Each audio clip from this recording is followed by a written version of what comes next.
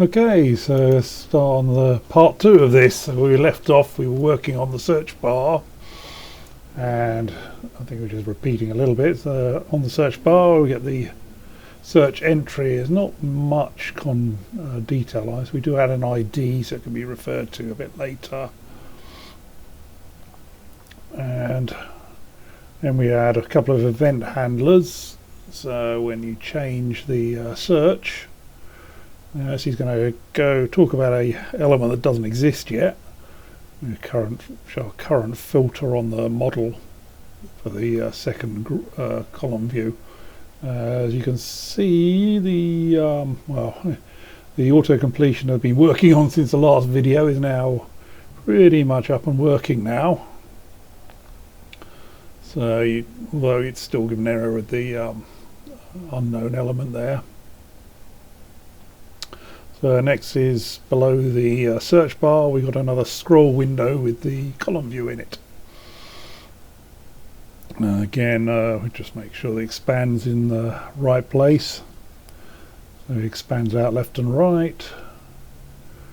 And I forgot to add in, there's another handler needed, so when you stop a search, you just set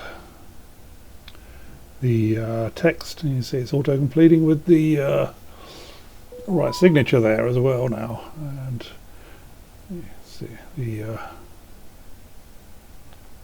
now we're adding the column view.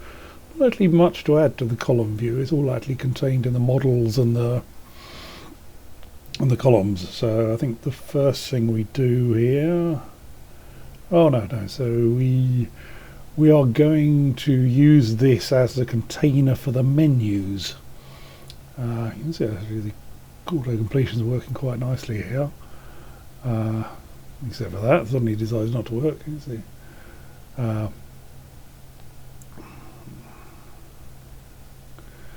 So we're going to have a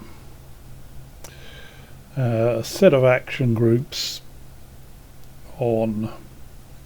So we're going to actually, the type column is what we're going to add in a little while, which is going to be the column view column. So I just copy all the code in there, and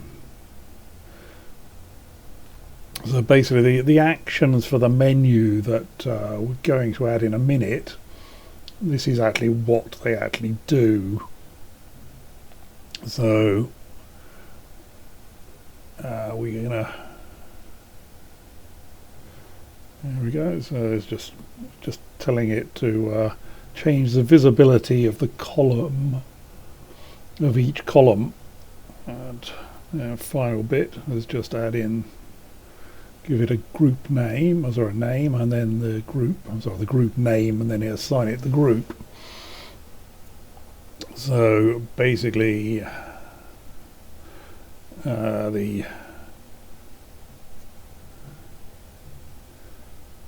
we go. Let's just set the class up for this. Again, we don't know where the classes are coming from because the rather strange way that GTK works, or the GTK classes are not really known or seem to be documented. So, okay, getting on to the first column. The column itself is quite simple. It's just a name, and then we get the factory for what to show within the column, within the cells of the thing. So we're just going to call it list item. I think this is where I decided this actually it doesn't make sense to do the bind first. So actually we'll do the setup first because that's the logical one. So the setup is basically create widgets of the element.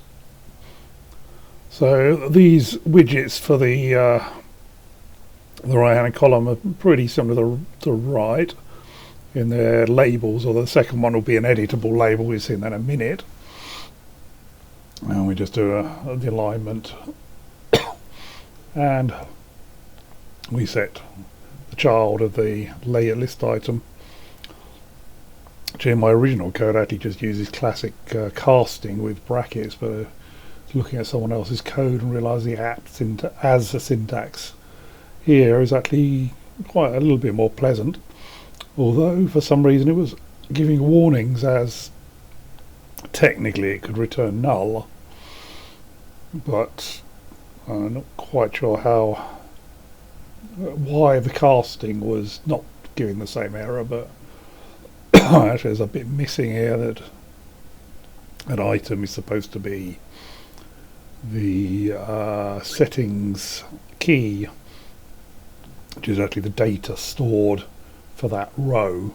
We're just setting up the binding the property. It's quite nice there that the autocompletion's working, so it's filling in my properties quite nicely. Okay, so next one is to make a duplicate of it, because we're about to add stuff and I don't want to duplicate it left. So the drag and drop on the left works. Interesting one, or the original design always had the ability to drag from one window to another.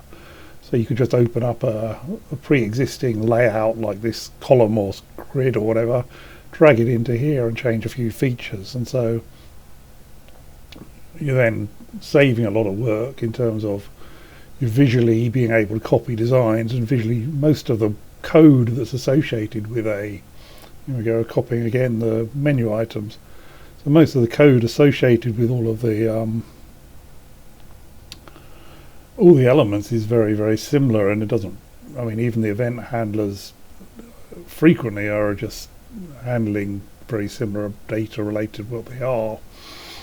So about having the ability to drag and drop code relating to nodes and stuff like this, and makes it very easy to create applications. So you see we made up the menu items there, and we're going to give we're now on give. Okay, so basically that header menu item is the same for all of these columns. So it's not a perfect way of doing it. I actually did a typo on header menu. I called it a name. We fixed that towards the end. It's not a perfect way of doing it, but the menu idea of having one menu or multiple columns and then having to redefine them and all that, I couldn't really think of a better way, unless you sort of perhaps make a menu which is a component. Even then it gets rather sloppy. So this sort of shared element idea could be better, as I say. There we go. So this second one, again, the editable label. So you're binding string value and you're binding it into the text field on a editable label rather than the label field.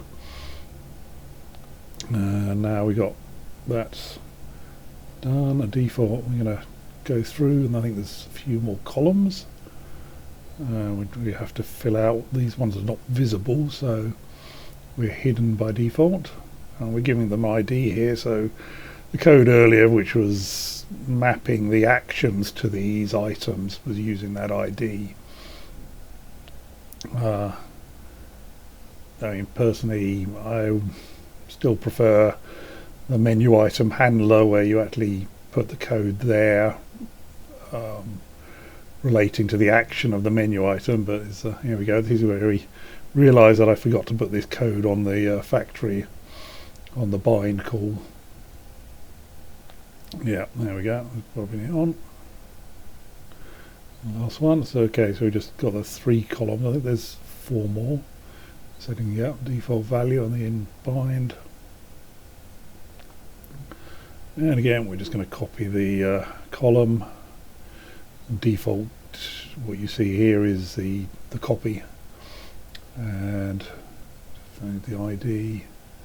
Yeah, it's a bit weird here. For some reason the typing didn't want to work, so but flipping back to the original and then just going back seemed to allow the editor to work again. Probably could have looked at the debugs to see what was going on. But so again, all we're doing for each column is changing the title, changing the bind properties, and all the last ones are all pretty much the same. They're all basically bound. There we go. So summary column, I think description, I think is the last one. as I managed to do this twice because of having fun with video editors, and both times I recreated this video I both forgot the type column, which I think will come up shortly as we go towards the end of the this process. So we actually jump ahead now. We're going to collapse all of the columns, or most of them, and then go back to the column view and start sorting out the model. And okay, so the first model is an O selection model. On that we're just going to add a filter model inside of it. So it's quite a nice way to visualize the object layout of how these elements are constructed. So the filter list, I think I'm deciding whether I want to actually do the filter first, or I think I just decided the last item on the filter is the store. So we just fill out the store here and just type the type of. This would be nice if we could autocomplete it actually, but or as I say, I think I said last time, if it was some way of just picking the type. Okay, so now we're doing the filtering for the filter, and let's make it case insensitive. Give it an ID. This is the ID we started at the start of this video we're referring to, and then the last part is the expression, so property expression. So we're going to map the name. Try the name, and the property again is the type of whatever it's the property filter, and property expression. So that's pretty much the code done for the primary part. So now I think we'll start looking for the errors. First one is the header menu. Okay, so where's actually it's supposed to jump to the line when you do that, but still having fun. Little tiny images. You can see down the bottom the little red star means the language editor has crashed. It seems to happen. The language server that does all the highlighting, the code checking, does crash a lot, but obviously it's a background process. It just gets restarted. So now we're back. I think we're looking at the code and we realise that the typo in the name of the header. I think here we go. It's a string value and value type. Oh no, this is where I realised I was missing a type column, so I'm just popping that one in. Again, the language server crashed there again. It's not to be very happy sometimes. So we go back here and see a load of header menu item issues. So that's code is correct. However, the name of the original header item, which is up the header menu, should be with an underscore. Okay, and then so we've got to the point where the last. Okay, we've got down to one error there, and let's see, type column is missing. It's getting a bit carried away. I think there's 26 errors, but there's no. Here we go. We're now down to warnings, so we can now. I think I try pressing the run button. So the run comes up, and it actually runs GTB. There's no columns appearing. There's some little bit of missing code that I forgot in the show. So when you show the application, the first thing it's got to do is load the data in. So just calling this load model with the auto completion filling in the variables when they weren't supposed to be filled in there. Clean that up. Yeah, I don't need that. And there we go. So that should give you another second. If you save twice, it'll. Here we go, trigger the server we can run. This time when you can see the GDB editor, and now we've got it loaded in the left hand column, but nothing's happening when you click on it. So let's go over and see what's happening to the column. Single select. There's missing a event handler for the node selection. So notify when it's selected.